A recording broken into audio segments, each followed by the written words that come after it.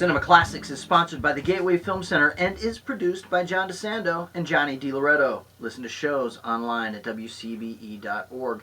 I'm Johnny DiLoretto. I'm John DeSando. This is Cinema Classics. It is. And boy, do we have a major talent in the making right now. Andrew Patterson. Andrew Patterson. Director of Vast of Night. Currently available to stream for free on Amazon Prime if you're an Amazon Prime member. The Vast of Night?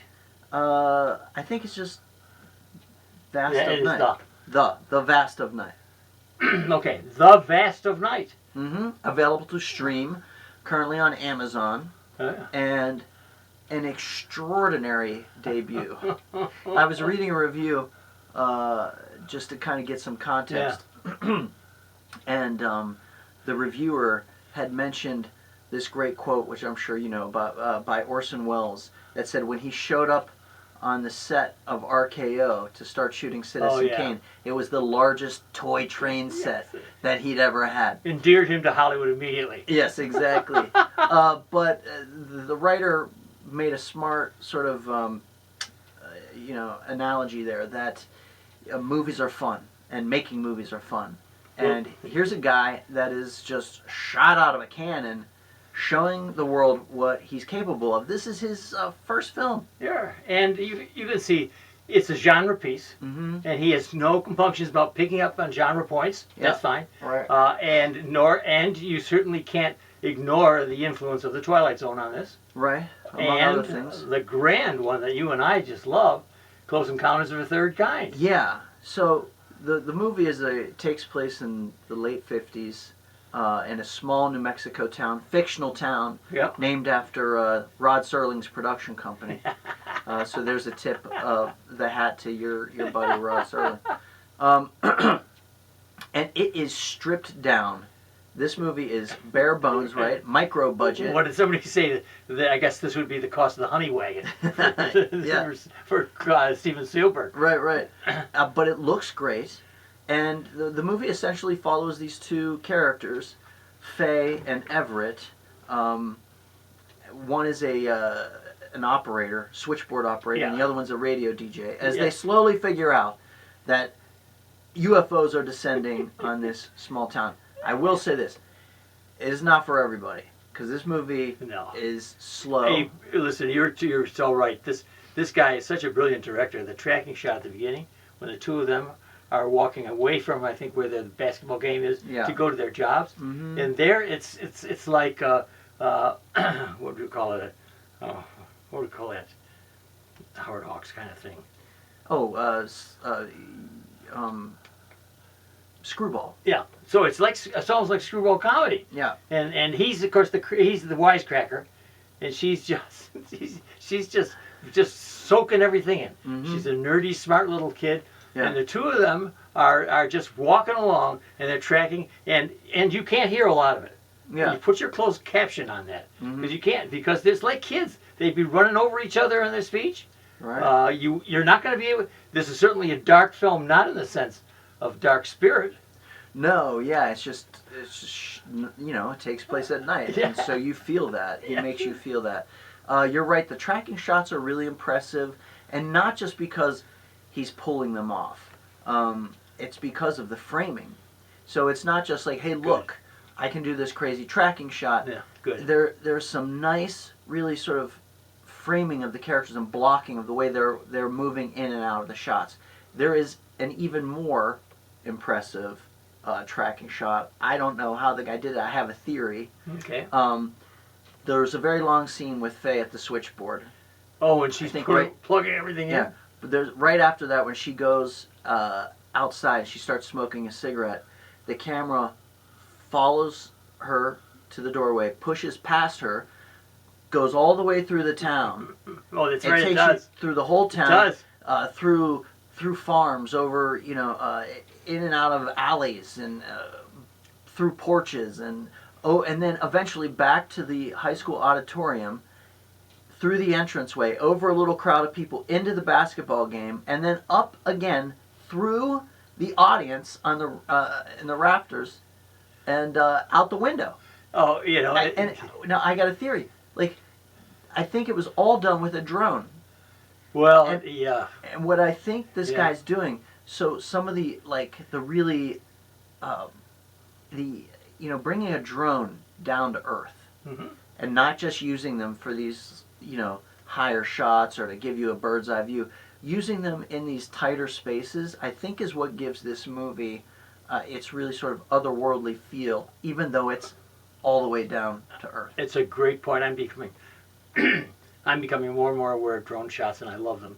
The one you're talking about, particularly when it goes through town, shows you actually how small the town is because they're all so close. Right. Yeah, and yet the director and the writers are giving you a sense of the otherness of what's going on out there, and these two smart Alex, how separated they are from the rah-rah of the game. Yeah. So there's a lot of intimacy that's left, and it's a really interesting effect, right? Because you get this, you get the sense of space, geographical space that the story is taking place in, the distance between the characters, and how interconnected everyone is, and yet it also feels. I kept getting the feeling that there was, that the aliens were watching. And there was this weird little device that he uses that was a little heavy-handed, where to transition us to different scenes, the scene would begin glowing kind of on one of those old cathode ray tube television screens. That blue, intense blue hue. Well, doesn't he frame the whole story in a Twilight Zone kind of story? And that's gray and kinescopic-like. Yeah, exactly, yeah. And he pulls away from that, and then we get into the regular film. He's just doing a whole bunch of little things that are, I think as you appropriately said, it's not to show off. Just the guy, like Wells, just loves to see what cinema can do. Yeah, I don't know. I do think he's showing off. But I think he's doing it in a way that is true to the story that he's trying to tell, true to the effect, the emotional and psychological effect he's trying to evoke. It's an extraordinary, like I said, artistically successful first at-bat. Well, one of the things that endeared me to the story was I couldn't see any really bad guys. Yeah. Ordinarily you might have some crank. Right. They said, we're going to lock you kids up. You're going crazy. Nobody. Everybody's kind of going along, trying to see what's going on out there. Yeah. And I saw my first UFO back in the 60s, and I saw it out in Arizona. And is that right? So I had I have a good feel for the awe. Wait a minute. What is... Now, this is the first time? No, it isn't the first time. Because you saw a UFO. Yeah, I did. I'm certain of it. However, I can't guarantee it. Only the other people... What were the circumstances? Were you smoking peyote or something? The other people and I were standing there at the ridge of a canyon in Tucson. Yeah. Over the great saguaro cactus canyon. And a couple of lights were playing out in the distance and hovering, and then shot around and went out to the horizon, played there for a while, and then took off. It was impossible to tell if it wasn't some Air Force business. It was impossible to tell you that it was. Back then, see, now you got me going now, because back then, I don't think there was any technology that, you're talking about how long, 30 years ago? Yeah. Okay. Technology that could have had these lights hovering and then zipping off and then circling back.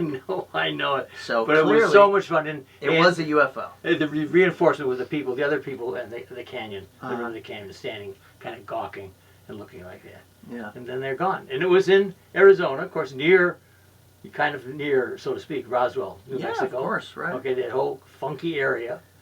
Wow. Great film. It's interesting all those UFOs are spotted out there where there's nothing to eat. Nowhere for them to pull off and get, Why don't we see them more around here? I know why. We have viruses. We have riots. Why the heck should they hang around here? I don't know. Well, all right. The film is The Vast of Night. And I would suggest seeing it, if only to pay attention to the filmmaking techniques. Like I said, it's not an exciting movie. The performances are you know, for these younger folks in this micro budget movie, really well done. But just to see the work of someone whose work you're going to be seeing a lot more of. And don't you think that that's evocative of, would it have been Super 8, would it have had that same feel, the film Super 8? Oh, J.J. Abrams? Yeah. Yeah, and you know, he pounds everything into the ground, so like it's so bombastic of a film that you lose any sense of scale. Yeah. So, you know, I would like to see this guy. I don't want to see him start, you know, just taking big $100 million budget jobs. Yeah. I'd like to see what he'd do with like a small crime movie, like a, you know. Well, I had the same hopes for the people who were doing that found footage stuff.